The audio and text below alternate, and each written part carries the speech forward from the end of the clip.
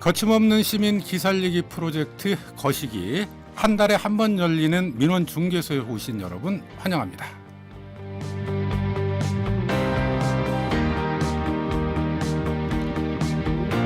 네, 먼저 오늘 들어온 민원 내용부터 확인하시죠. 지금 폐업하고 지금 나가려고 정해놨어요. 유지를 못해요. 코로나 때 하던 사람들은 그래도 이보다는 낫다고 다 그런 소리 하잖아요. 근데 지금은 이렇게 계엄 저기 하고 완전히 더 추락을 한 것 같아. 내가 보기에는 올해 좀 이런 소상공인이 견디기가 좀 힘들 것 같은데 이대로 가다가는 거의 다 문 닫을 것 같아 내 생각에. 대출 받아서 사용하기는 다 빚이니까 우리한테는. 아무튼 우리한테 와닿는 체감이 너무 심하니까 그냥 폐업하겠다는 생각뿐이 안 들어요. 다른 생각은. 월세는 그래도 사장님이 많이 감안을 해주셨어요. 근데 월세를 줄여줬어도 그만큼 그러니까 매출이 주니까 손님이 만큼 좀 있으면 모르는데 자꾸 더 떨어지니까 그거하고 비례하니까 별로 우리한테는 크게 도움이 안 되더라고요. 그래요. 너무 이 임대 붙이고 지금 경기가 안 좋다고 너무 그래 버리니까 오히려 더 그게 우리한테는 장사하는 사람한테는 영향이 좀 더 사람들이 소비를 안 하니까. 이번에 계엄 선포하고 나는데 다들 그 이야기 하잖아요. 근데 눈에 보이게 줄었어요. 진짜 사람 많이 줄었어요. 아예 없어요, 사람.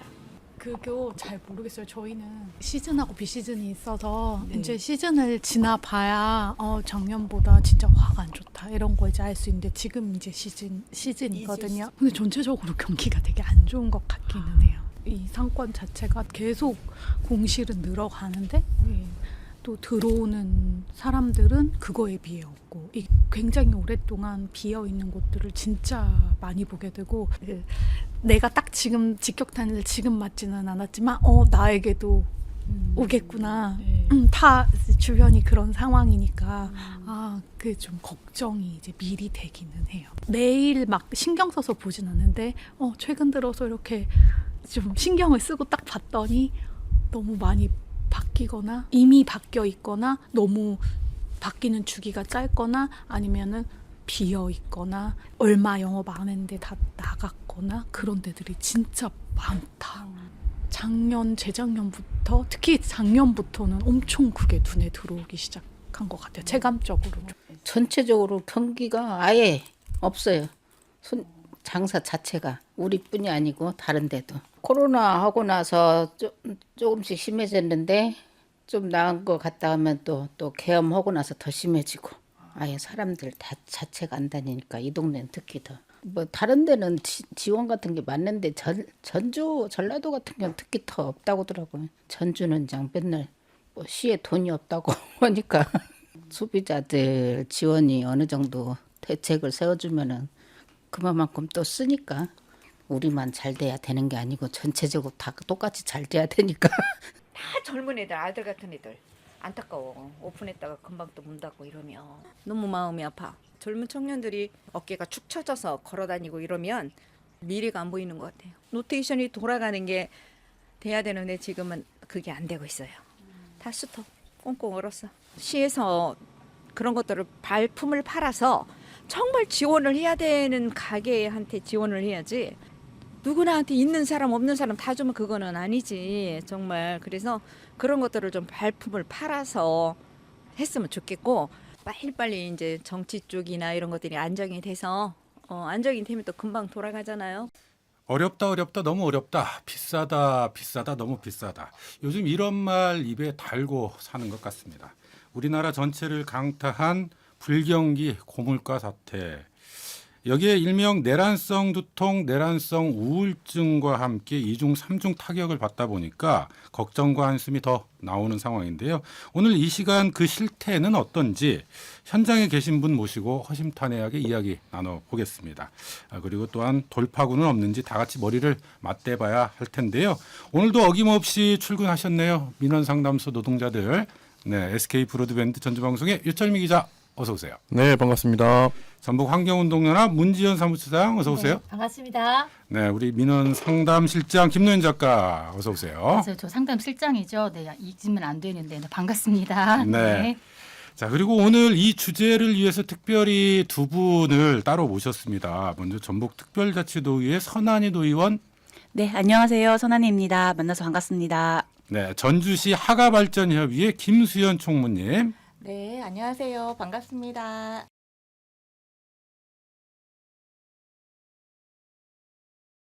먼저 오늘 새로운 손님으로 두 분 오셨는데 김수연 총무님, 네. 제가 하가발전협의회 이렇게 소개를 좀 드렸어요. 네네. 네, 지금 어떤 일을 하시는 거예요?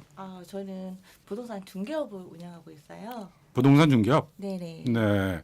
근데 하가발전협의회는 그럼 부동산 중개업 하시는 분들만 모인 그런 단체인가요? 아니면 아니요, 그건 아니고요. 어떤 단체예요? 네, 그 하가지구에서 가게를 운영하는 상인분들과 그리고 이제 거기에 거주하신 분들이 모여서 하가발전회를 설립을 했어요. 네. 그러면 전주시의 다른 지역에도 비슷한 발전협의회 뭐 이런 단체들이 있는 모양이네요.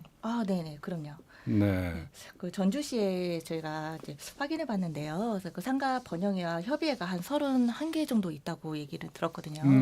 하가발 많네요. 네. 하가발전협의회는 그러면 혹시 모두 몇 분이나 이렇게 함께 참여하고 계신가요? 저희는 지금 현재 한 16분 정도. 16분 정도. 있습니다. 네. 근데 이렇게 단체를 설립하게 된 계기도 좀 있으실 것 같아요. 아무래도 이제 거기 지역이 신도시여서 처음에는 이제 아무래도 규모가 작다 보니까 상가 이제 가게 운영하신 분들이 이제 조금 이제 상가를 활성화하기 위해서 자체적으로 모임을 만들었다고 얘기를 들었어요. 네, 그렇군요. 자세한 이야기 뒤에 더 해보도록 하고요. 선한 의원님, 네, 오늘 함께 해주셨는데 지금 상임위가 경제산업건설위원회시죠? 네, 맞습니다. 네, 지역 경제 문제에 대해서 더 관심이 많으실 것 같아요.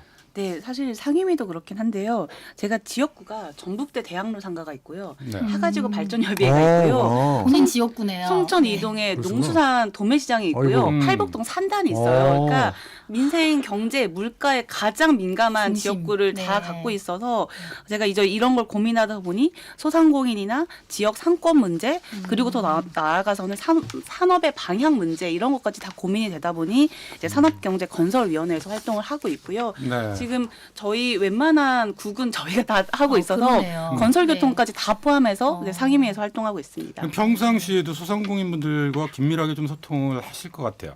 네, 사실 저희가 이제 개인적으로도 많이 하고요. 저희가 이제 모든 소상공인 기업 유치 지원, 그다음에 창업 분야들 다 포괄하고 있다 보니 경제인분들을 굉장히 많이 만난다고 볼 수 있습니다. 그런데 경제인분들 이제 원래는 첫 타겟이 이제 트럼프 이후에 이제 수출 문제 어떻게 할 거냐 이제 네네. 이것도 굉장히 시작했었고, 크네요. 네, 근데 주제가. 그 네. 이전에는 뭐가 있었냐면 TMF 사건이 있었어요. 맞아요. 예, TMF 네. 때 저희 도매상인들 정말 네. 힘들었거든요. 네. 그리고 전자상거래도 어려워졌고, 그래서 계속 어려운 점이 있었는데 이제 개업 이후에는 정말 어떻게 손 쓸 수가 없을 정도로 이제 이런 상황이어서 네. 긴급하게 토론회도 진행하고 계속 기업들 바이오 기업이나 뭐 수출 기업, 뭐 이제 다른 탄소 기업 이렇게 계속 기업들 만나면서 간담회를 진행하고 있습니다. 말씀만 들어도 얼마나 네. 많은 고민을 안고 계시는지 좀 이해가 되는데 김현 작가, 네. 평상시에 선한이 의원 하면 이 주민들하고 소통을 가장 활발하게 하는 의원으로 이렇게 이거 알려졌다면서요. 넘어가는 줄 알았는데 지금 차 세워주시고 그러니까, 싶으신 마음이 있으신가 야, 보네요. 이게 손님 접대가 아주 확실합니다. 우리 네, 호식이 네, 오셨으니까. 잘 나오셨네요. 자주 네. 불러주세요. 네. 아니 사실은 이제 이분이 오히려 방송국에 있는 저희들을 좀 힘들게 하는 스타일이시기도 하세요. 가만히 있다가 뭔가를 하면 띡 보내십니다. 그럼 이제 그 내용을 보면 본인이 일하고 있는 그 내용들에 대한 거를 좀 이렇게 모니터 해줬으면 하는 바람으로 먼저 보내요? 그럼요. 그런 자료도 내용을? 네. 주시고 그러세요. 그리고 사실 지금 옆에 계신 하가지구 협의회 저 총무님도 선한 의원님 저희만 있었으면 사실 저분 모시기 힘들었을 거예요. 네. 근데 지금 오늘 선한 의원님이 워낙에 계속 자주 만나셨던 분이라서 친밀도가 있었기 때문에 지금 나오신 거고 사실 지금 저분은 여기 공동체 라디오가 어떤 곳인지도 오늘 지금 이 자리를 통해서 알게 되신 분이세요. 그래서 그만큼 서 의원이 네. 예, 적극적으로 어쨌든 소통을 하고 있다. 음. 그런데 오늘 자리는 사실은 적극적 소통도 소통이지만 약간의 쓴소리도 도의원이기 때문에 혼자 나왔기 때문에 그럼요, 들을 수밖에 그럼요. 없는 네. 자리이기도 해요. 알겠습니다. 네네. 자, 기대를 해보겠고요. 그나저나 요즘 앞서도 좀 말씀드렸습니다만 너무 다들 힘들어 하시는 것 같아요. 꽁꽁 얼어붙은 맞아요. 경기. 세 분도 아마 그런 생각들을 좀 가지실 것 같은데 유철미 기자, 네네네. 좀 어떠세요? 어렵죠. 언제 그런 걸 많이 느끼세요? 경기가 어렵다. 그러니까 경기가 어렵다고 하는 게 이제 경제는 심리라고 이렇게 표현을 하잖아요. 그래서 사실 이제 우리 경제가 우리 특히 지역 경제가 이게 살얼음판 같은 그런 모습이었는데 계엄이 아마 그 위에다 그냥 물을 끼얹은 격이 아닌가 싶고요. 그다음에 제가 개인적으로 느끼는 부분은 이제 그 기름값이에요, 기름값. 기름값. 네, 보통 이제 주요 다들 비슷하겠지만 주요 원래 하던 곳에서 하잖아요. 근데 이 기름값이 정말 하루가 다르게 20원씩 계속 뛰어요. 지금은 1,600원 중반 후반대까지 올랐거든요. 네. 차 타고 다니니까 굉장히 부담스럽습니다. 그래서 최근에는 차 바꿨나요? 최근에는 버스 많이 타고 아, 네. 네, 우리 시내버스 얘기 한번 했었잖아요. 문 전 처장님은 좀 언제 경기가 어렵다 이런 걸 느끼세요? 저는 요즘 이제 충격로를 자주 가고요. 손한희 의원님하고도 충격로에서 항상 토요일마다 만나고 있습니다. 그 윤석열 퇴진 집회 할 때마다 이제 양쪽의 가게들이 다 임대인 것 같아요. 그러니까 이 사안은 아주 오래전부터 좀 이런 상황으로 됐던 상황인데 요즘 느끼는 거는 그 다음 블럭 그러니까 외리단길부터도 조금 약간 그런 기미도 좀 보이는 것 같고요. 네. 바람이 어저께도 그 음식점을 나갔는데 생각보다 손님이 진짜 없었어요. 원래 외리단길은 항상 손님이 많았었는데 요즘 느끼는 게 진짜 경기가 많이 안 좋구나라는 거 다시 한번 느끼면서 제가 집회 때도 느끼는 것 중에 더 이건 좀 좋은 감정에서 느끼는 건데요. 네.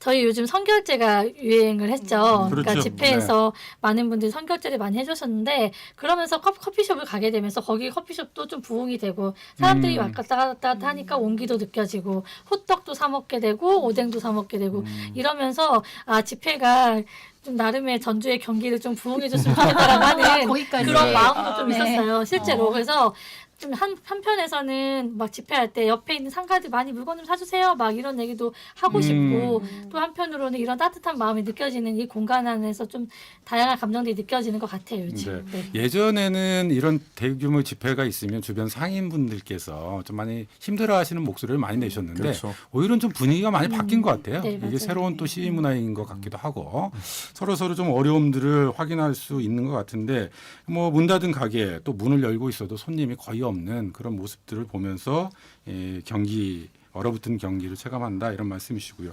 김노윤 작가는 좀 언제 특히 많이 느끼세요? 저는 사실 이제 장을 볼 때 굉장히 많이 느끼는 식재료가 대부분 정말 많이 비싸졌어요. 그래서 맞아요. 어디 식당 가가지고 요즘에 밥 한 끼 기본 10,000원이잖아요. 뭐 10,000원, 15,000원 만 원이 사이인데 넘죠. 네. 남는 반찬들 보면 그렇게 아까워요. 예전에는 그런 생각을 잘 못하고 살았는데 어느 날부턴가 이런 말 하면 제가 너무 궁해 보일까봐 말하고 싶지 않았으나 이걸 싸가야 하나 이런 생각이 들기도 하고 뭐 그런 정도까지 사실 왜냐하면 그 식재료값 시금치가 지금 한 단에 얼만데를 아니까 네 지금 오이가 하나에 얼마씩 팔리고 있는지를 아니까 그걸 남기고 간다는 것 자체가 너무 아깝더라고요. 정말 네. 네, 주부의 마음입니다. 네. 자, 뭐 직장인들 점심 한 끼 해결하기 위해서 나갔다가 좀 얼마나 좀 물가가 올랐나 이런 것도 좀 체감하시기도 하실 것 같아요. 실제로 상인분들도 이런 걸 좀 많이 느끼실 것 같은데 김수현 총무님. 네. 예전 코로나 시절보다 더 어렵다는 이야기들도 나와요? 네, 만나는 분들마다 코로나 때보다 더 힘들다고 해요. 왜냐하면 이제 부동산 경기도 많이 힘들고 금리 인상도 많이 이제 오르고 해서 지금 또 계엄도 있었잖아요. 그래서 소비 심리가 많이 위축되는 시장이라서 상가 뭐 그 매출에서도 제가 다른 분들한테 여쭤보니까 한 40%에서 한 50% 정도 이상 네 그렇게 많이 감소가 돼서 전년 대비? 네 그렇죠. 네. 그러니까 그래서- 2003년에 비해서 24년에 네네. 더 심해졌다. 네. 네. 그래서 문을 닫는 것 같아요. 아니 그런데 닫을 수밖에 없는. 하가지구는 이 구도심도 아니고 신도심이잖아요. 근데 그러니까요. 이 하가지구도 이 정도예요? 아, 네. 지금 하가지구도 지금 빈 공실도 많이 생겼고요. 또 내놓는 가격도 많이 늘어나고 있어요. 네. 네. 신도심에 뭐 구도심에 비해서 훨씬 많은 분들이 좀 네. 살고 계시기도 하고 오가시는 분들도 많을 것 같은데 그럼에도 불구하고 여기가 이렇게 힘들다면 구도심은 더 그쵸. 어렵지 않겠는가 좀 이런 예상이 될 것 같아요. 선한 의원 네. 실제로 뭐 이런 상황들이 계속 이어져 왔습니다만 비상계엄 이후에 특히 더 심화됐다면서요. 네, 실제 이제 소상공인 연합회에서 2024년 12월 10일부터 12일까지 이제 3일간 좀 조사를 1,630명을 대상으로 조사를 했는데요. 설문을, 네, 설문조사를 했는데 이제 온라인으로 진행을 했고요. 이제 전반적으로 이분들 중에 응답자의 89.2%가 방문 고객이 감소했다라고 말씀을 하셨어요. 그리고 이제 연말에 대한 경기 전망 자체를 아예 90%가 전부 부정적으로 좀 바라보셨는데요. 이제 이게 매출 관련해서는 얼마나 이제 매출이 좀 감소했냐 했을 때 100에서 300만 원이 44.5%, 300에서 500만 원이 29.1%거든요. 그러니까 이제 실제 이 비율만 따지면 거의 80% 이상 가까이가 이제 전반적으로 100에서 500까지 이제 매출이 줄었다는 건데 또 다르게 생각해 보면 소상공인의 매출액이 그렇게 크지 않아요. 그렇죠. 그러니까 거의 네. 못 번다고 생각하면 될 것 같아요. 그래서 굉장히 안타깝고 또 아까 물가도 이제 장 보는 말씀도 하셨는데 저희 가족에서 항상 가장 먼저 비용 딱 긴축재정 할 때 집안에서는 외식 안 외식 하고 비용, 그렇죠, 네, 그렇죠. 외식 네. 줄이고 그다음에 많은 여성분들은 일단 미용실부터 안 가기 시작하고 네 그리고 어쩐지 이런 김 작가 머리가 그래서 모자 쓰고 아니 다니는 거예요. 돼지고기 살 거 뭐 다른 걸로 한다든지 뭐 조금 더 저렴한 고기로 한다든지 단백질을 뭐 그냥 계란만 먹는다든지 뭐 예를 들면 그런 그렇죠. 거죠. 그러니까 소비 심리가 아까 말씀하신 대로 위축되는데 그 위축되는 게 어떻게 되냐면 경기가 불안정하고 사회가 불안정하니까 내가 버는 그러니까 소상공인이 아니더라도 직업인들마저도 직장마저도 어렵다는 인식이 있으니까 이게 다 돈을 안 쓰는 상황인 거예요. 그래서 정말 지금 운영하시는 분들 그래서 저희도 이제 신용보증재단이랑도 계속 얘기하고 있는 건 이게 코로나 때 이후에 부채가 그때 특례보증금 부채가 이제 상환되는 시기인데 맞아요. 이게 돌아와야 되는데 이걸 못 갚으니까 그 부채를 다시 100%또 연장을 해드리고 있거든요. 근데 이거는 사실 돌파구는 아니에요. 잠시 그렇죠. 이제 네. 댐으로 막고 있는 거라서 근데 이런 식의 네. 대처가 너무 많은 것 같아요. 뒤에서도 나오겠지만 사실 굉장히 좀 안타까워요. 댐지식 네. 처방. 네. 네, 그래서 이제 뭐 부채 탕감 얘기들도 실제로 그래서 나오기는 하지만 현실적으로 지금 상황에서는 이 감당할 수 있는 부채를 어쨌든 재정 상태에 저희 지금 아예 세수부터 시작해가지고 도나 시 자체가 갖고 있는 예산 자체가 세수가 일단 없다 보니까 네. 지금 당장 저희도 돌파구를 찾는 것도 어렵긴 해요. 대책에 대해서도 저희가 차근차근 맞아요. 이야기를 좀 해봐야 될 것 네, 같은데 네. 일단 앞서 말씀하셨던 것처럼 모든 업종에서 이제 전반적으로 경기 침체가 발생하고 있습니다만 특히 어려움을 겪고 있는 업종은 뭐 외식 업종 뭐 이런 아니요, 데가 제일 많이 네. 지금 폐업을 많이 하고 있는 게 음. 이제 임의용 1인 임의용이 제일 임의용. 왜냐면 네. 1인 임의용은 네. 보통 예약을 해서 하시는 분들인데 여기가 폐업을 좀 많이 하고요. 그리고 장기적으로 조금 폐업을 좀 많이 고민하고 있는 게 숙박업들이 숙박업. 이전에 이제 코로나 때 문 닫히고 이랬던 것들에 대해서 사실 지금 벌어야 되는데 그게 안 되고요. 이제 이런 소상공인 말고도 또 어려움을 호소하는 게 코로나 때도 살아남은 문화축제 기획 업체들. 네. 예를 들어 코로나를 2년을 버텼는데 이제 막 작년까지도 축제를 엄청 했잖아요. 네. 바로 12월부터 모든 축제가 없어지고 제야 축제도 사라지니까 맞아요. 원래 준비를 했는데 돈 대금을 못 받는 거예요, 업체는. 네. 네. 그러니까 이제 여기도 당장 네. 몇 천만 원씩 이런 부분들도 있어서 어렵고 지금 당장 위기라고 느껴지는 그 업체들은 뭐 이 정도가 있을 것 같습니다. 김도현 맞아요. 작가 네. 학원비라든지 아유, 등록금이라든지 뭐 한심하다. 이럴 땐 영향이 없습니까? 아주 학원을 커요. 몇 개를 네. 보내길래 네. 한숨이 이렇게 나와요.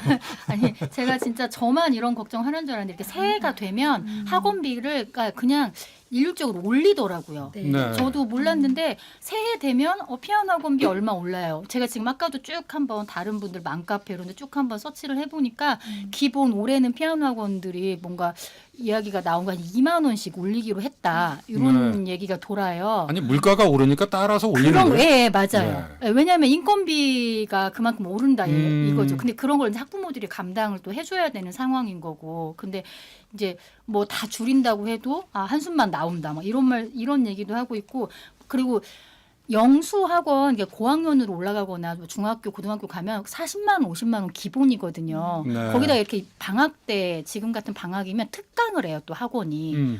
네, 근데 학원의 특강비 만만치 않거든요. 특강비는 따로 내고 기본 학원비는 따로 내고 이래요. 그런데 일하는 워킹맘이든 뭐 아무튼 그런 상황 맞벌이 부부들은 어쩔 수 없이 또 학원을 보내야 되면 보낼 수밖에 없어요. 그런 돈을 내고. 근데 이게 정작 줄일 수 없는 게 가장 큰 게 학원비인 것 같아요. 네. 그래서 엄마 아빠들은 항상 힘든 것 같아요. 학원이 돌봄을 대체하는 뭐 그런 그런 기능도 수단이 있잖아요. 되어버렸어요, 그러다 지금. 보니까 네. 일을 할 수밖에 없고 네. 또 일을 하려다 보면 아이들을 맡길 수밖에 없고 네. 또 거기에 대한 추가적 비용이 발생하기도 하고 네. 악순환이 계속되고 있는 것 같아요. 코로나 네. 때 실제 돌봄을 가장 많이 했던 게 태권도랑 피아노여서 맞아. 음. 코로나 바쁘니까. 때 여기를 네. 단속을 할 수가 없었대요. 네. 아예 제재를. 그래서 우리나라 돌봄은 피아노랑 태권도가 다 한다 맞아요. 이런 얘기도 있었고요. 실제로 네. 밥을 줘요. 점심을. 음. 네. 그리고 신년 비용이라는 게 또 있어요. 우리가 보통 12월 말쯤에 어. 이제 내년부터는 운동도 하고 뭐 하고 해서 신년 네. 비용을 또 세우잖아요. 그게 아. 제일 많이 하는 게 이제 헬스 비용, 네. 자기 개발, 네. 영어, 이제 이런 음, 온라인 강의 뭐 이런 것도 하는데 그런 것도 지금 세대는 아예 음. 올 스톱. 그러니까 특히 헬스장이 네. 지금이 약간 특수 효과를 늘려야 되는데 네, 네, 절대 네. 못 누리고 있죠. 아, 그리고 최근에 등록금, 대학 등록금 문제 때문에 네. 뜨거웠잖아요. 네. 지금 오늘인가 보니까 결국에 원광대는 음. 조금 낮추긴 했지만 4.85%인가 네. 원래 5%대였는데 어쨌든 올리는 걸로 인상 음. 결정을 했긴 했더라고요. 16년 만입니다. 오랫동안 동결이 됐었기 네. 때문에 16년 만에 인상 요인이 등록금이- 있긴 합니다만 여러 그럼에도 가지 이유를 불구하고 말하고 있는데 네. 이제 학생 총학생회장 막 투쟁하는 모습을 봤는데 음. 이제 이분들은 못 받아들이겠다는 거였고 근데 이제 어쨌든 전북대라든지 이런데 국립대는 그나마 동결을 하는 걸로 저도 그렇게 소식을 듣기는 했는데 모르겠어요. 이 부분도 사실은 왜 하필 또 지금 상황일까? 그러니까 네. 한 번 제 입장에서는 학부모 입장에서 한 번만 더 동결해주면 안 되는 건가? 1년만 좀 참아주면 안 되나? 약간 그런 아쉬움이 있긴 해요. 그게 네. 교육재정 확보 문제와도 함께 네. 연결해서 이야기를 해봐야 네. 될 문제인 이게 것 모두가 같아요. 어려운데 네. 학교도 어렵다는 거예요. 그나저나 저희가 이제 이렇게 경기 침체가 장기화되고 이런 상황이 지속될수록 걱정되는 것 중에 하나가 중소기업들의 상황들도 더 갈수록 안 좋아질 수밖에 없고요. 네, 그러면 그렇죠. 거기에서 일하시는 분들의 체불임금 문제 그렇죠. 네. 이거 좀 심각해요. 짚어보지 않을 수 없거든요. 네. 유철미 기자. 그 지난해 도내에서 발생한 임금 체불액이요. 대략 얼마일 거라고 예상하십니까?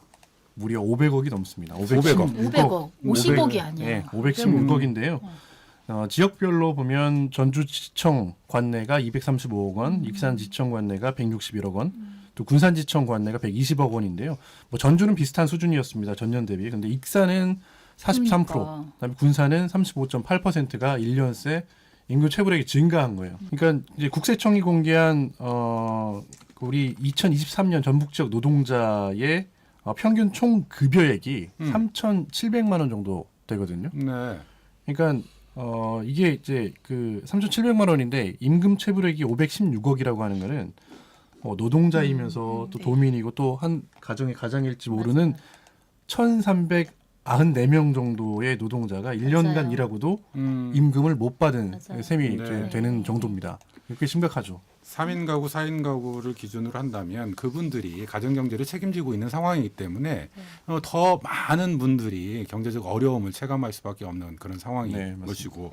근데 앞서 말씀 듣다 보니까 익산이 특별히 43% 전년 대비 네. 이렇게 늘어난 특별한 배경이 좀 있습니까? 아니면 익산 지역에 그냥 뭐 이런 중소기업의 비율이 높기 때문에 이런 상황이 발생한 건지. 저는 왠지 네. 제가 생각할 때는 건설업이라든지 부도. 이런 부분에 영향이 있지 건설업에 않을까? 영향. 제일건설. 네, 제일건설이 네. 부도가 나면서 그러니까 고용노동부가 네. 이 자료를 내면서 음. 그렇게 사실은 분석은 했습니다. 뭐냐면 최근 건설업이나 제조업을 중심으로 전북 지역의 경기 불황으로 인해서 임금 체불이 늘어났다. 그러니까 아까 얘기했던 것처럼 우리 그 사실은 우리 지역에서 꽤나 이름이 있다라고 하는 건설업체인 제일기업이 부도가 났잖아요. 익산에 사실은 근거지를 두고 있는 네. 기업이기 때문에 아마 그런 것들이 영향이 있지 않았을까 싶습니다. 네. 저희가 지금 이 녹화하고 있는 시점 자체가 이제 설 명절을 앞두고 있는데 네. 이 체불임금 문제하면 설 명절 앞두고 더 좀 그런 체감이 되는 것 같아요. 네네, 맞습니다. 네. 하루빨리 좀 해결이 됐으면 좋겠다 이런 생각도 드는데 그런가 하면 우리 뭐 문지연 처장님 네. 시민단체 후원금도 이렇게 좀 줄어든다면서요. 경기 영향 받는 건 사실이고요. 저희가 실제로 코로나 때 걱정을 진짜 생각보다 많이 했었어요.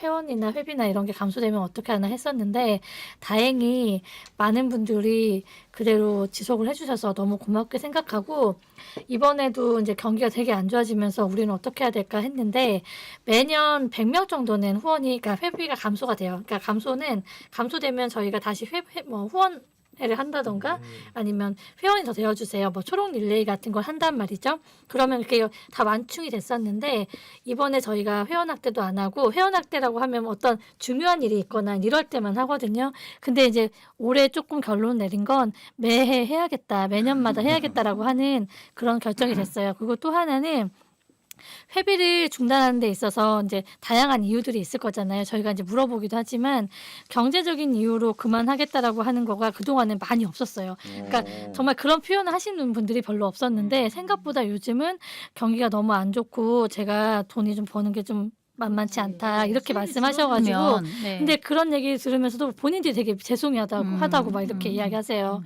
그러니까 죄송한데 자기가 우리가 돈을 좀 더 내가 벌면 그때 다시 후원하겠다. 실은 이제 이런 전화들이 생각보다 없는데 요 근래 좀 그게 좀 많아진 건 사실인 것 같아요. 후원하는 단체가 꽤 있긴 있었는데 이전에 확실히 일이 딱 줄어드는 때가 있었는데 그때는 정말 마음의 부담이 너무 커서 솔직하게 말씀드리고 끄는 단체도 있기는 해요. 어쩔 수 없이 정말. 이 호주머니가 얕아지면 가장 먼저 맞아요. 줄이는 비용 중에 하나가 이런 각종 후원금이기도 해요. 네, 그만큼 좀 어려움들이 가중되고 있는 것 같은데, 자 이제 좀 대책에 대해서 우리가 이야기를 나눠봐야 될 것 같아요.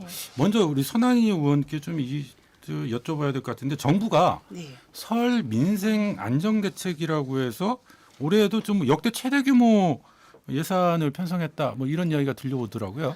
네, 사실 저희가 이제 김장 때 기억나세요? 배추값이 폭등해서 그때 중국산 배추를 사야 되는 거 아니냐 뭐 이런 얘기도 있었는데요.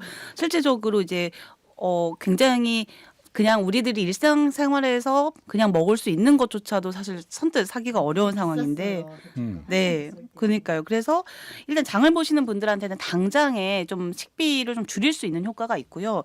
더 중요한 건 이 농산물이나 축산물이 가격이 비싸지면 실제 생산자분들도 불안한 거예요. 소비가 안 그렇죠. 될까 봐. 네. 근데 이건 사실 오랫동안 이제 보관할 수도 없는 거라서 딱 그 대목을 잡고 이제 출하를 해가지고 다 판매를 소진해야 되는데 이제 그나마 그게 안정적으로 소비가 될 수 있는 거죠. 그래서 이제 이 부분에 있어서는 소비자나 생산자 모두에게 안정적인 정책이라고 좀 볼 수 있고 아마 가시면 정말 많이 싸요. 실제 다른 때보다. 그래서 오히려 적극적으로 이용하시는 것도 도움이 될 것 같습니다. 그러니까 농축수산물을 최대 반값에 구매할 수 있도록 지원하겠다. 네. 근데 이런 게 정부 대책에 포함되어 있기 때문에 근데 제가 이런 거 하는데 가가지고 보면 저는 주로 평소에도 사실 어떤 설명도 이런 때 아니고서라도요. 수산물 같은 경우는 특히 정부에서 뭐 이렇게 대책으로 한다고 그러면서 싸게 저렴하게 수산대전 뭐 이런 거 해줘요. 해주는 거 있어요. 근데 갈치가 사실 굉장히 비싸거든요. 보통 사려고 그러면. 근데 그 비싼 거에서 조금 그만큼 할인율을 적용했는데도 비싸게 느껴져요. 조금만 더 힘써주시면 안 될까 이런 생각 그러니까 많이 물가 해요. 자체가 워낙 네, 높아지다 맞아요. 보니까 네. 체감이 덜 된다. 네. 그대로 보내면 되잖아요. 네. 물가를 축하드립니다. 잡았으면 제가 여기 안 있죠. 네. 물가를 잡을 수 있었으면. 그래서 네. 이제 그런 것들의 어떤 지원 대책 이런 걸 내놓는다고는 하는데 약간 허공에서 맴도는 것 같은 느낌? 그러니까 900억 원어치의 뭔가를 뭐 이렇게 해준다고? 그건 네. 도대체 어디서 나는 무슨 혜택을 보고 있는 거지? 약간 이런 생각? 아니, 저도 그 질문을 네. 좀 드려보고 싶었어요. 네. 그러니까 지금 앞서 선한이 의원은 뭐 없는 것보다는 도움이 될 것이다 이런 말씀을 하셨지만 예산 규모로 보니까 이게 900억이더라고요. 그러니까 전체 합쳐서 900억 정도를 가지고 실제 서민들의 어려움들을 해소할 수 있겠는가? 사실 900억은 많은 비용은 아니에요. 네, 그러기도 하고 사실 이게 그냥 우리가 이제 아까 제가 표현은 그렇게 했지만 우리가 장 보는 일상적인 그 품목들이 아니라 원래는 여기 대부분 오는 건 설 명절을 앞두고 하는 그 선물용이 많다 보니 당연히 네. 고급된 포장이나 좀 이제 다 포장된 비용들이 그리고 좀 프리미엄을 붙이거나 이런 것들이 많아서 그냥 평상시 사는 것보다 좀 단가가 높기는 하죠. 근데 그래도 이게 실제적으로 물가보다는 훨씬 좀 저렴한 편인데 아마 지금 같은 상황에서는 거길 가셔도 작가님 말씀하신 대로 절대 이거를 싸다 해서 많이 사지는 못할 건데 그래도 저희의 고민은 생산자 입장에서는 이거라도 하지 않으면 그거는 다 재고가 아니라 그냥 다 폐기 처리를 해야 되거든요. 생산자들의 네. 입장도 좀 생각해보긴 해야겠네요. 네, 진짜. 왜냐하면 TMF 때가 그 TMF 때 이제 그 과일이나 이런 것들이 아예 이제 그 판매를 할 수가 폐기 처분해야 없으니까 돼요. 다 폐기 처분하는데 폐기 처분 비용이 더 비싼 거예요. 그래서 그런 부분도 같이 좀 감안을 좀 해주시면 좋을 것 같습니다. 대형마트가 매월 2회씩 쉬잖아요. 네. 일요일에. 그렇죠. 네. 쉬기 전날 토요일 밤 10시부터 가면 저렴한가요? 떠리가 떠리가 많습니다. 맞나요? 예. 저는 농협만 알겠습니다, 다니고 있어가지고. 알겠습니다. 아니 근데 이게 또 정부의 지금 상황이 굉장히 좀 뭔가 어수선하고 불안한 상황이다 보니까 이게 저만의 편견인가요?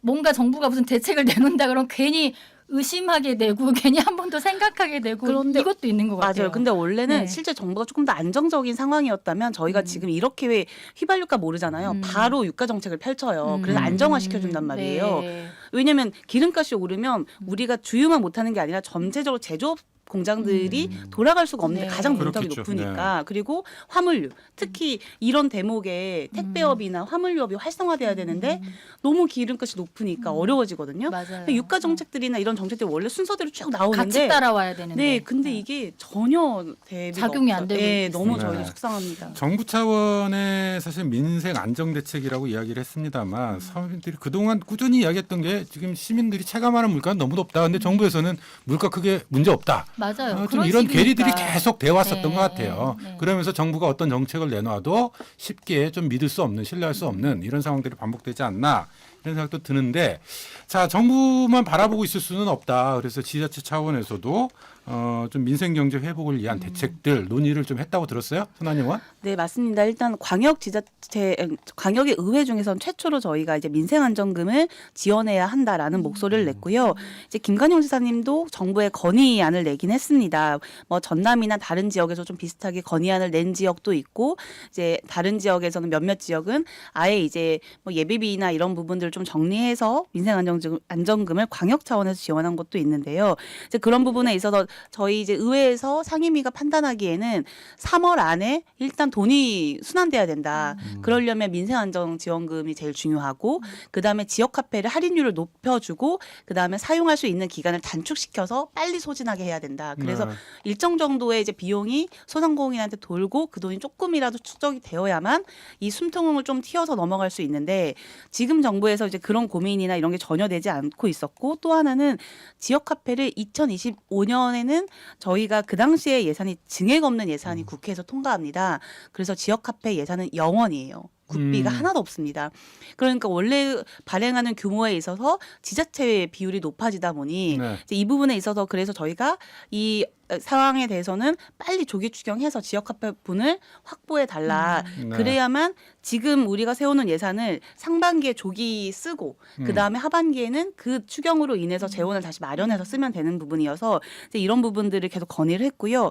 기업 지원 같은 경우에는 좀 기업이 그나마 이 위기를 탄탄하게 버텨줘야만 그 다음에 경제가 돌 거라서 기업 지원은 저희가 3월 안에 대부분 조기 집행할 수 있도록 지원금을 재빠르게 풀 예정입니다. 네. 그리고 오늘 중소기업 그 벤처진흥청도 제가 갔다 왔는데 거기에서도 모든 비용을 상반기에 70%까지 다 기업 지원, 특례 보증 이런 부분들을 다 푼다고 하더라고요. 네. 그래서 굉장히 좀 어떻게든 지역에서는 그래도 빠르게 좀 대처해서 움직이려고 하는데 정부의 차원에서의 대책 마련이 너무 좀 소극적이거나 아예 없는 것 같아서 좀 안타깝습니다. 지금 민생지원금 이야기, 그다음에 지역화폐, 그리고 중소기업 지원까지 이 세 가지 대책에 대한 이야기를 좀 하셨다고 했는데, 민생지원금 관련해서 일단 도민 전체를 대상으로 해서 지원금을 지원하겠다?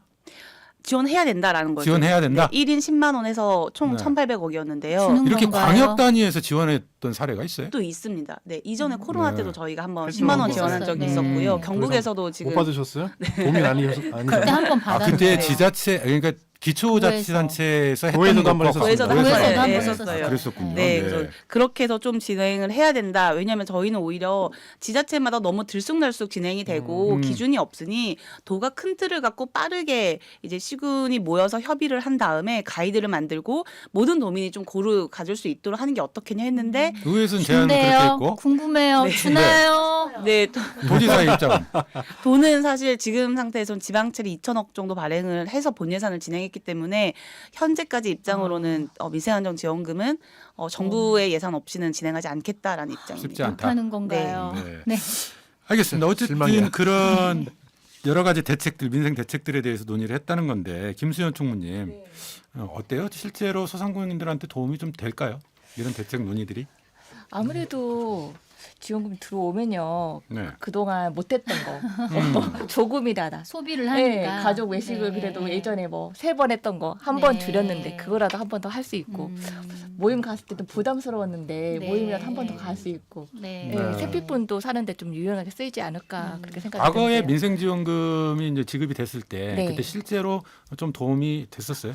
그래도 그런 자료들이 예, 있으니까. 네. 들어오면 그래도 한번 그 기분으로 가족들이 소비들이 좀 늘어나고. 기분 좋게 소고기도 네. 한번 먹고 근데 지금 총무님이 네. 약간 지금 방송용으로 말씀하시는 거예요. 이게 지금 음. 제가 그 방송용 아니고 실제로 제가 얘기하시죠. 실질적 이야기 하셔도 네. 되는데 제가 이제 여기 해가지고 그 총무님도 계시지만 회장님도 계시는데 이제 회장님하고 잠깐 통화를 하면서 이렇게 본인이 한숨을 쉬며 말씀하신 부분이 병아리 눈물만큼은 되긴 하죠라는 이 멘트가 머릿속에 떠나질 않거든요. 네. 그러니까 사실은 없는 물론 것보단 낫지만. 네, 없는 것보다 네. 낫지만 아쉬움은 있다. 어느 면에서 그리고 이것이 과연 확실한 대책 역시나 확실한 대책은 아니다. 그걸 한번 생각해봐야 된다라는 네. 것 같아요. 네. 그 민생지원금 이야기를 하고 나누고 있습니다만 유철미 기자 네네네. 이것도 좀 짚어봤으면 싶어요. 지금 시군 단위에서도 개별적으로 민생지원금을 좀 계획하고 있잖아요. 네, 뭐 맞습니다. 중복 지급 아니냐 뭐 이런 이야기도 있고 지역마다 서로 달라서 예. 형평성 문제도 제기되는 것 같고 좀 전체적인 상황들을 한번 짚어볼까요? 아까 그 선한이 의원께서 얘기했던 것처럼 도에서 일괄적으로 지원하면 도민 180만 도민이 다 받는 건데 이게 안 되지 않습니까? 네. 각 시군에서 이제 민생지원금을 지원하고 있는데 현재까지 그 뭐 시민이나 군민에게 민생지원금을 지급하겠다라고 결정한 곳이 5곳입니다. 정읍시, 남원시, 김제시, 완주군, 진안군입니다. 네. 근데 이제 그 각 시군별로 지급하겠다라고 하는 지원 금액 액수도 조금 차이가 있고 아까 말씀하셨던 것처럼 나도 도민인데 왜 우리 지역은 안 줘? 네. 막 그런 생산자는 이제 이유로 난 그런 못 이제 받네? 불만들이 이런 거. 많죠. 네. 이게 물론 이제 저는 완주 군민이기 본인은 때문에 받아. 네. 네, 저희 집은 90만 원을 받습니다. 세 식구. 뭐 민생 지원금 30만 못 받는 원씩. 지자체도 있어요? 네. 네. 네, 이게 그런 건데 아마 이제 여기 계신 분들이 방금 제가 그렇게 얘기하면 부럽다 그렇게 느끼시는 것처럼 부러워요. 네. 대부분 도민들이 받는 지역과 못 받는 지역의 주민들이 다 그런 감정을 느끼고 계신 게 아닌가 네. 싶어요.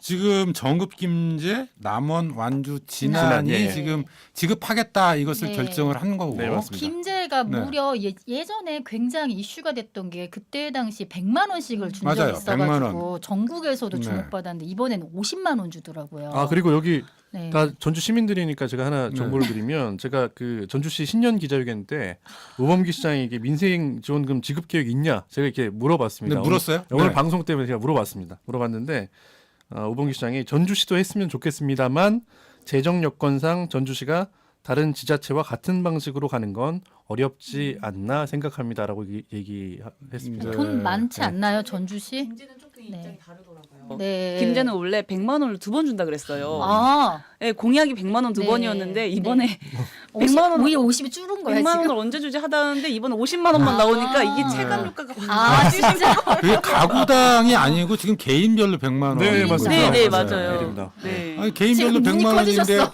전주 시민은 근데 한 푼도 못 받아요? 네, 못 없어요. 받는다고 하네요. 네, 문전 추장님. 다른 방식으로 지원한다고 갑자기 하는 거. 뜨거워졌어. 뜨거워져서 아니 어떻게 평가해야 되는 거예요? 민감해. 네. 우선은 민감해. 전주시 경우 2022년 4월에 시민 전체에게 1인당 10만 원씩 재난지원금을 지급했고 그 예산이 무려 630억 원 정도 된다고 말을 그렇게 하더라고요. 근데 이제 지방채 발행을 조금 이야기하자면 특별자치도가 거의 한 300억, 한 3천억 네. 정도 이야기가 나왔고 전국에서 7위 정도는 해요. 그리고 기초지자체는 전주가 탑 1위입니다. 1,500억 정도 된다고 하니까요. 지방채 발행을 상당히 많이 하는 거라고 좀 보면 될 것 같고요. 어디에 어떻게 쓴 건가요? 그러니까 이제 그거를 이제 제가 좀 네, 궁금하네요. 정리를 한번 해보겠습니다. 네. 제일 중요한 게 전주시는 이제 뭐 기자회견 때 같이 이야기를 했겠지만 전주시 같은 경우는 전주 사랑 상품권으로 이야기하겠다, 지원하겠다, 예산 지원하겠다 1,200억 정도가 될 것 같고요.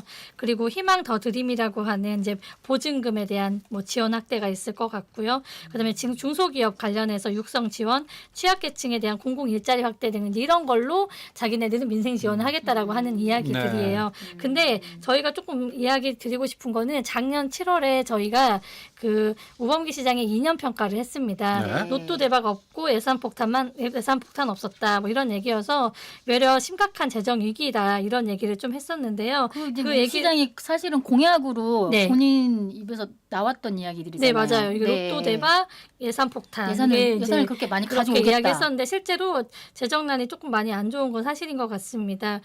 실은 이제 국가 매칭으로 같이 하는 예산도 없어가지고 사업을 좀 반납할 정도로 상당히 안 좋다 이런 얘기인 거고 추경 예산에서 필요한 게 작년에요 4천억 원 가량 됐었는데 그 비용이 불과 이제 200억밖에 없는 상황이어서 이런 것도 좀 시의회에서 좀 지적이 있었던 부분이에요. 그래서 제가 이제 말했던 민생 지원이라고 하는 이런 부분들이 실제로 일어날 수 있는 일인가? 아까 말했던 것처럼 국가에서 지원되는 게 아니고 이제 지방의 재정으로 해야 되는 그 상품권이나 이런 것들도 진짜 실현 가능한 이야기인지도 한번 봐야 될 필요가 있다라고 생각이 듭니다. 25년, 네, 선한 24년도에 전주시만 38개 사업을 미매칭했어요.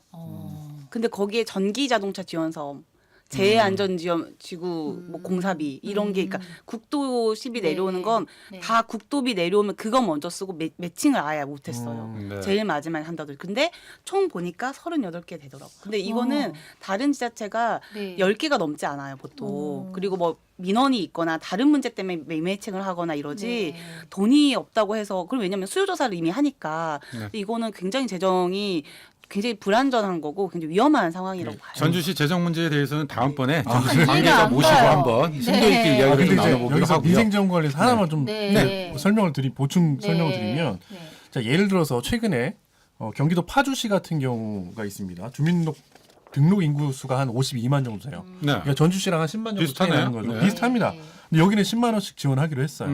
그러니까 김경일 파주시장이 뭐라고 얘기했냐면 민생회복 생활안정지원금은 일상적인 예산이 아니라 민생회복을 위해 긴급히 지원하는 골든타임 예산이다라고 얘기를 했어요. 사실은 특별구제다. 예, 네. 지자체마다 재정 상태가 어렵고 안 좋은 거는 대부분 다 대동소이합니다. 근데 결국에는 이 민생지원금을 어떻게 바라보느냐는 단체장의 어떤 철학의 철학의 문제다. 그런 것도 네. 좀 묻어 있다 이렇게 봅니다.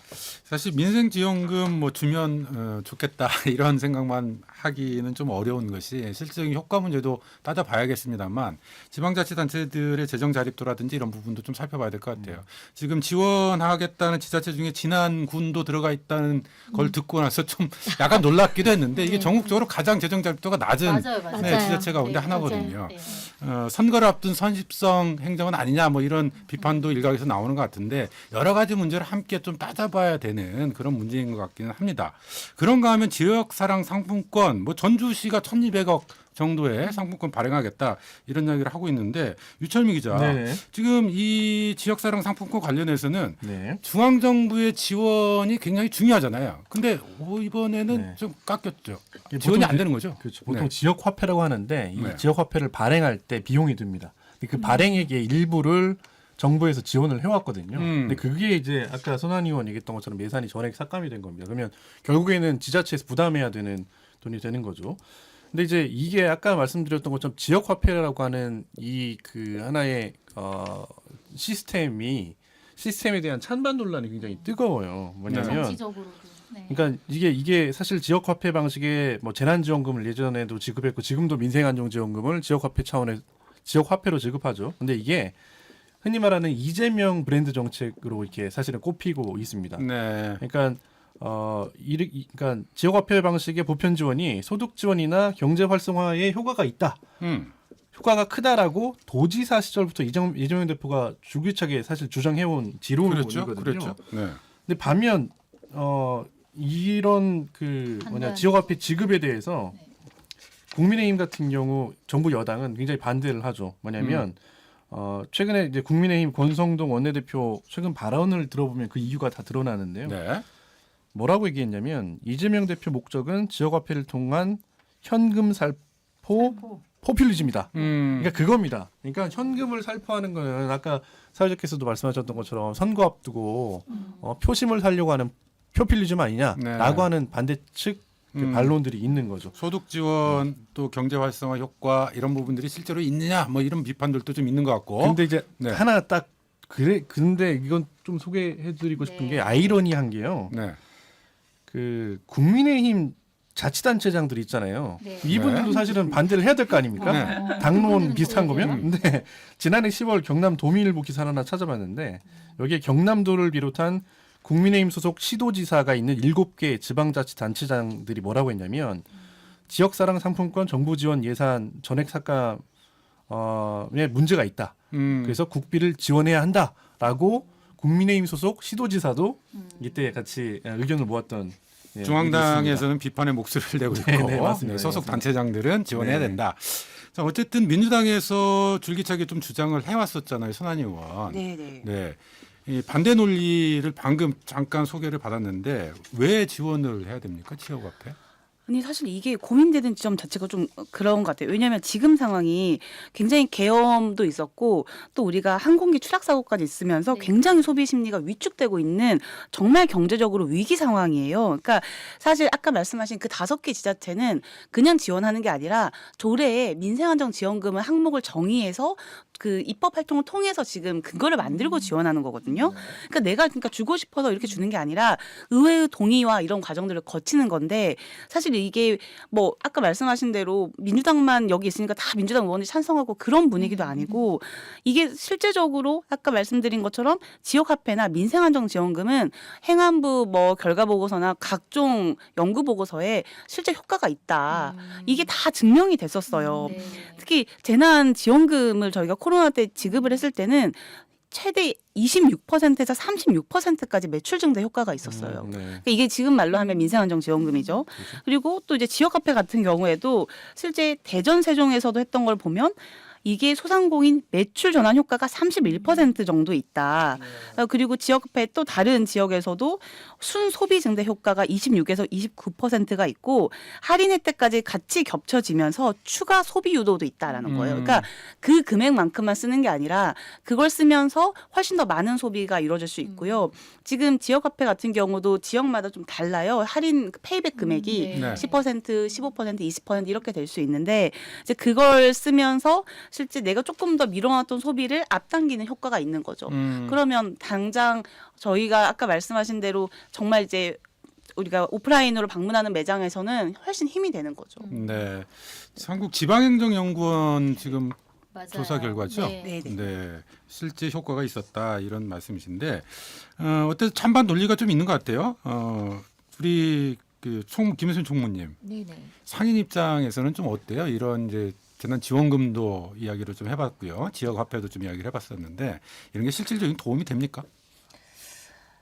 아무래도 지역 상품권을 사용할 수 있는 사용처가 늘어나다 보면 그 소비하는 입장에서 지역 상품권이 그래도 10% 할인돼서 현금으로 상품권을 받을 수가 있잖아요. 그리고 그 상품권도 그 현금처럼 현금 영수증이 발급이 가능해요. 네. 그러면 이중으로 소비 입장에서는 혜택을 보는 거잖아요. 그러면 소비하는데 더 많이 지역 상품권 사용하면은 나한테 이익이니까 네. 더 사용을 많이 해서 사용하다 보면은 그 오프라인 그 상가에서도 매출이 네. 증대가 일어나지 않을까 그렇게 생각을 지역 해요. 소상공인들에게는 실질적인 도움이 된다 이런 말씀이신 것 많이들 같은데. 다 거의 대부분 가입되어 있는 것 같아요. 그리고 시스템이 그 저희 전주시 같은 경우 그 들어가 보면 굉장히 그 주변 상가들이 그냥 쭈르륵 나오고 학원비 결제도 되는 곳도 있고 해서 저는 사실 굉장히 그거 제가 굉장히 잘 사용하고 있어요. 잘 사용하고 있어요, 시장님. 그러니까 10% 네. 페이백이잖아요. 그렇죠. 네. 그 사실 굉장히 큰 혜택인 거예요. 그래서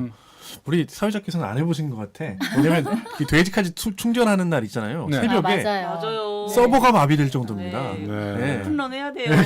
온라인 오픈런. 이게 지금 최근에 저희가 한번 어쨌든 했어요. 효과가 네. 있다는 이제 네. 전반적인 의견이신데 네. 짚어봐야 될 좀 문제들도 좀 있잖아요. 일단 하나는 국비 지원이 안 될 경우에 지금 10% 할인 될 때 국비가 한 80% 정도가 국비 지원이었죠. 네, 네. 그럼 국비 지원이 없으면 사실상 이것을 그러니까요. 실행할 네, 맞아요. 수 있느냐 네. 이것 좀 짚어봐야 되잖아요. 그러니까 네. 전체적으로 지자체가 국비 지원이 없으면 보통 사업을 없애는 경우들이 있어요. 예를 들어 인산물 친환경 꾸러미 사업 이런 것들은 국비 지원이 없으니까 도가 사업을 없앴어요. 그래서 의회가 다시 없었어요? 네, 그래서 의회가 다시 추경에 세워서 진행을 했고 이제 그렇게 축소를 하거나 없애는 경향이 있는데 이 사업 같은 경우는 모든 지자체가 그 효과에 대해서 입증을 아니 정치인들도 다 효능감을 느끼기 때문에 네. 어떻게든 이 예산을 마련을 해야 되는 거였죠.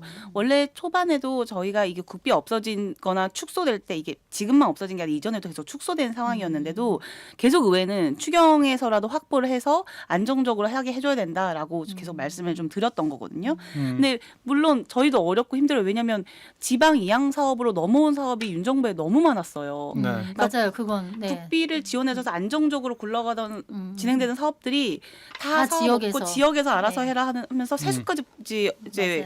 조금 내려오니까 정말 살림살이 하기가 어렵죠. 그런데도 저희가 1번으로 생각해야 되는 건 체감 효과가 가장 높은 사업들은 가장 많이 유지를 해야 된다. 네. 예, 그러니까 지금 상태에선 장기적 사업들은 조금만 한 발짝 뒤로 미루고 우리가 당장 지금 내일 눈 뜨는 것도 어려운 이 도민들을 위해서 정말 이 사실 이게 어떻게 보면 생수 같은 건데 저는 그냥 빨리 지급을 좀 할 수 있도록 논의를 좀 해야 된다고 생각합니다. 비상한 상황에서는 네. 비상한 대책이 필요한 거고 재난지원금이라든지 네. 지역화폐가 그런 역할을 할 것이다 이런 말씀이신 것 같아요. 네.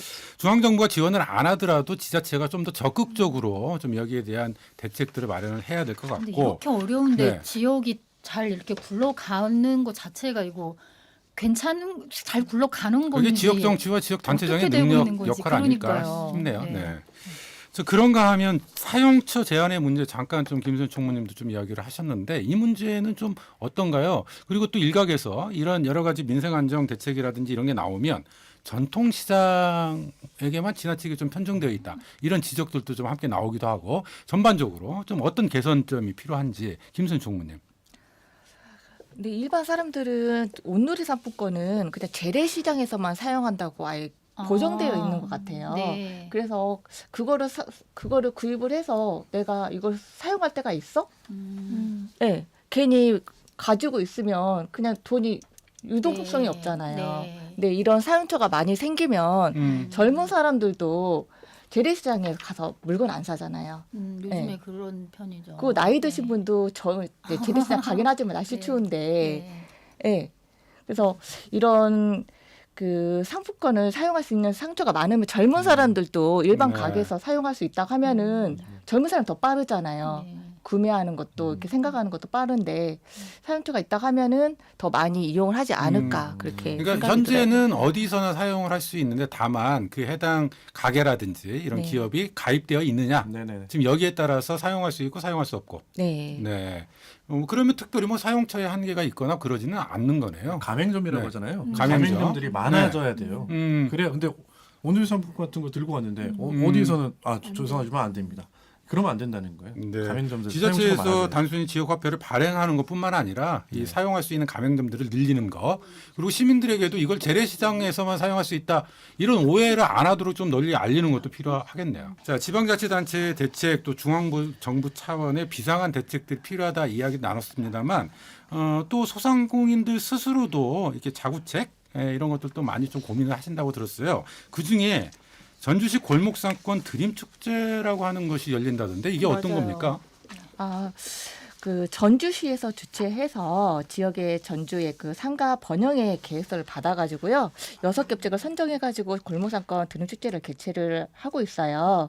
네, 작년에 저희 그 하가발전협의회에서 6개 업체 중 한 곳으로 선정이 되어서 행사를 진행을 하게 되었는데요. 그 저희 하가발전협의회 그 주제는 전북 현대 후원의 거리 축제를 전북현대요. 네, 전북 현대, 네. 그 축제를 하였고 그 행사 목적으로는 골목 상권의 홍보와 활성화를 위하여 저희 하가발전협의회는 그 행사 기간을 다른 그 번영이와 다르게 한 달로 잡았어요. 한 달로 잡아서 할인 쿠폰을 미리 배포하여 행사 기간 동안에 사용할 수 있게끔 하였고요.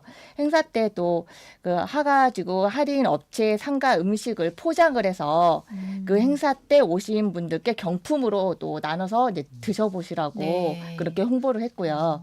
그리고 각 봉사단체와 협약식을 맺었거든요. 네. 그래서 그 협약식을 맺은 그 단체의 모임을 하가지구에서 각도로 저희가 또 유치해서 공모 상권을 살리도록 이렇게 도움을 아니 주고 한 있었어요. 달 내내 한 거면 진짜 오래 한 거예요. 저는 혁신동에서 네. 한번 이런 거 저는 갔는데 막 뭐 가수가 노래하고 있고 이러길래 와 이거 뭐지 하고 봤는데 네. 그때 이틀인가 2박 3일 길었으면 아마 그 정도만 했던 것 같거든요. 네. 네. 근데 네. 각 그 상가 번영회마다 다르더라고요. 계획이 다 다르거든요. 근데 저희는 한 달로 잡아서 그럼 그렇게. 상당히 마음을 많이 쓰신 거예요. 그 근데 정도면. 업체들이 이제 협력이 있어야죠. 네. 그 이제 동의하에 그렇게 개최를 했었거든요. 하가지고 네. 주민들은 좋았겠네요. 저 때 당시. 총무님의 능력이 네. 집중했다.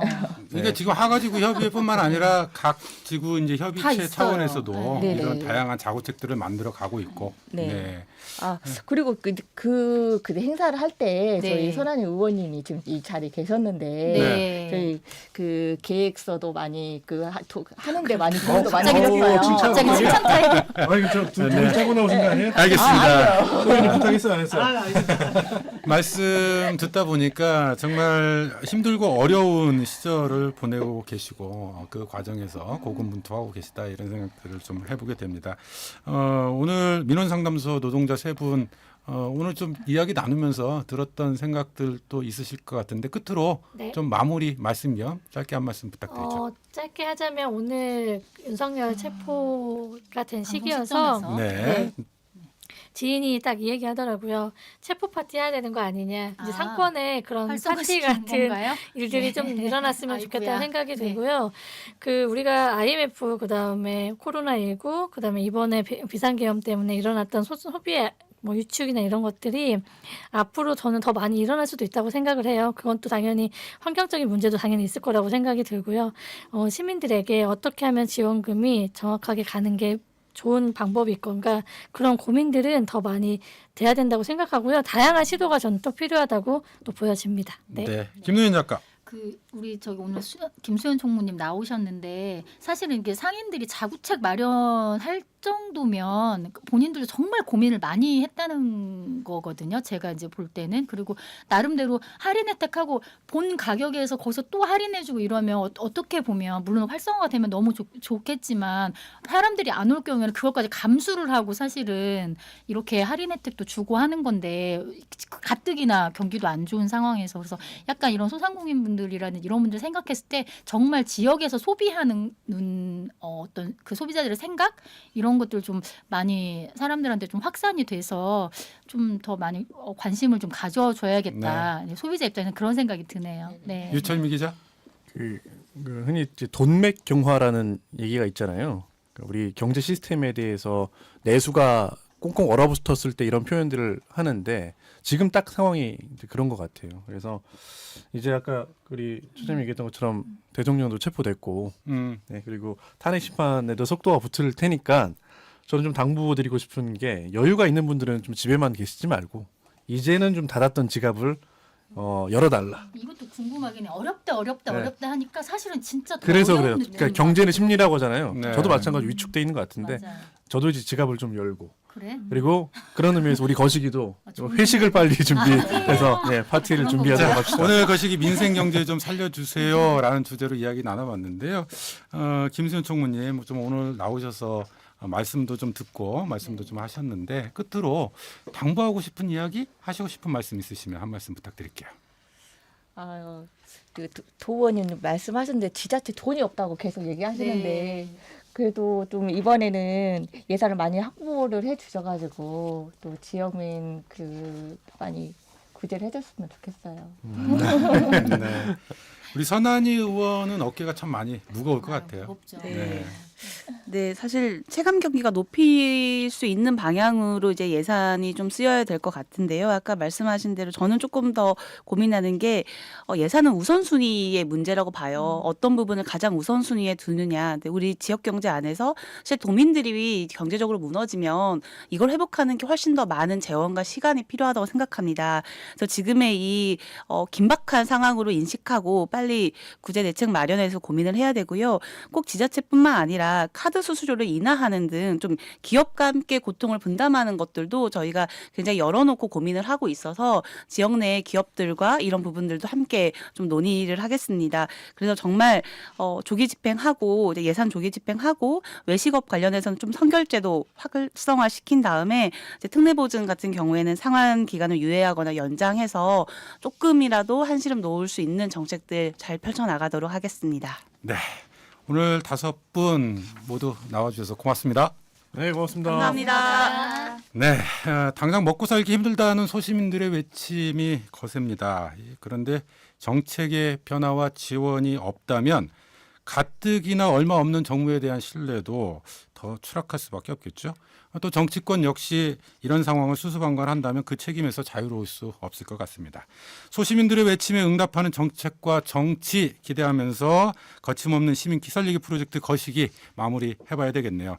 오늘 끝곡은요. 1998년 IMF 때 많이 불려졌던 노래이면서 코로나19 팬데믹 때 국민들 힘내라 하는 응원곡으로 불렸던 노래이기도 하죠. 상록수 2020 끝곡으로 띄워드리면서 모두에게 힘이 나는 그런 시간이 되기를 기대하겠습니다. 네. 아, 좋다. 아가지기로. 함께해 주신 여러분 고맙습니다. 고생하셨어요. 네.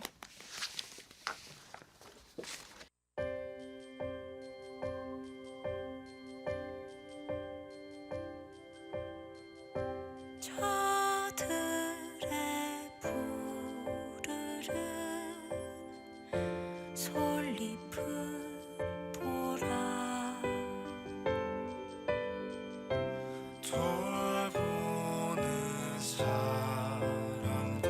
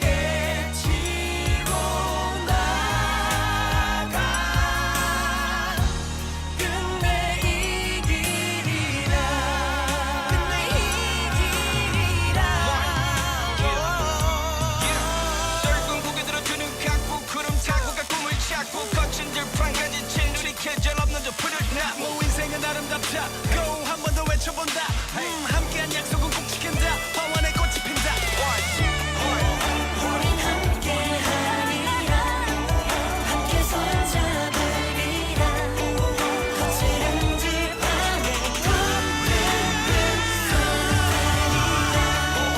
우린 함께하리라 함께 손잡으리라 우리 앞에 거칠은 지팡이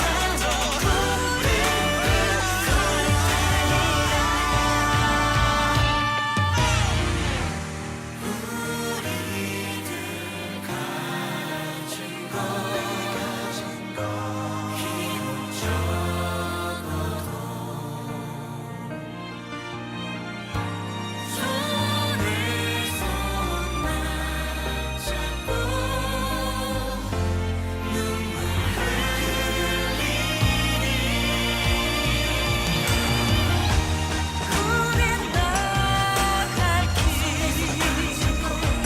가리라 멀고 험해도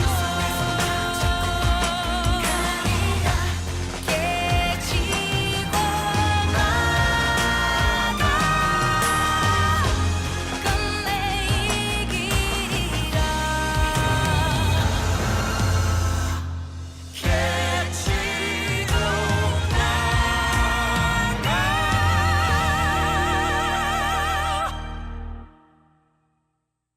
보건의료인들의 헌신과 적극적인 방역 대책에 협조해 주신 국민들께 진심으로 경의를 표하는 바입니다. 끝내